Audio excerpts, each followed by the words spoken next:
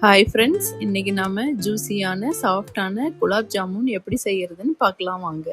அதுக்கு நான் 2 packet gulab jamun powder எடுத்திருக்கேன். அதில் கொஞ்சம் கொஞ்சமாக பால் சேர்த்து சாஃப்டாக பிணைஞ்சிக்கணும்.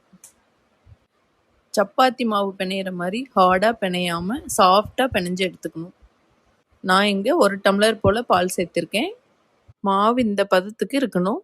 இப்போ மூடி வச்சிடலாம். கொஞ்ச நேரம் மாவு ஊறட்டும். அதுக்குள்ள நாம ஜீரா காய்ச்சி எடுத்துக்கலாம். ஜீராக்கு இப்போ நான் 1 கிலோ சுகர் எடுத்திருக்கேன். அது கூட 1 லிட்டர் தண்ணி ஆட் பண்ணிக்கலாம்.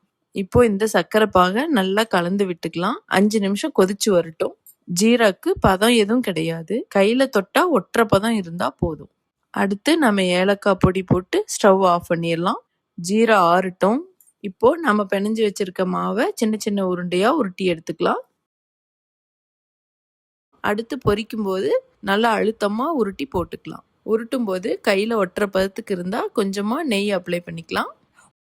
நிறைய பேர்த்துக்கு குலோப் ஜாமுன் செய்யும்போது கிராக்ஸ் வரும். அப்படி இருக்கும்போது ஜீராவில் போட்டால் அது உடஞ்சிரும். அப்படி வராமல் இருக்கிறதுக்காக தான் 2 டைம் உருட்டி எடுத்துக்கணும். ஃபர்ஸ்ட் டைம் ரஃபாகவும், செகண்ட் டைம் அழுத்தமாகவும்.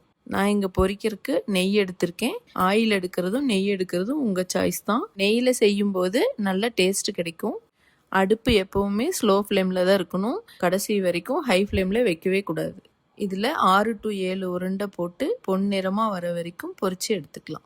நீங்கள் அடுப்பை வேகமாக வைக்கும்போது வெளியில் மட்டும்தான் கிறிஸ்பியாக இருக்கும், உள்ளே வேகாது.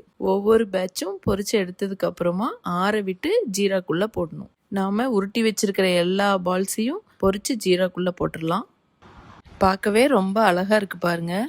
இதே டிப்ஸை நீங்களும் ஃபாலோ பண்ணிங்கன்னா உங்களுக்கும் கிராக்ஸ் இல்லாமல் பர்ஃபெக்டான குலோப் ஜாமுன் கிடைக்கும்.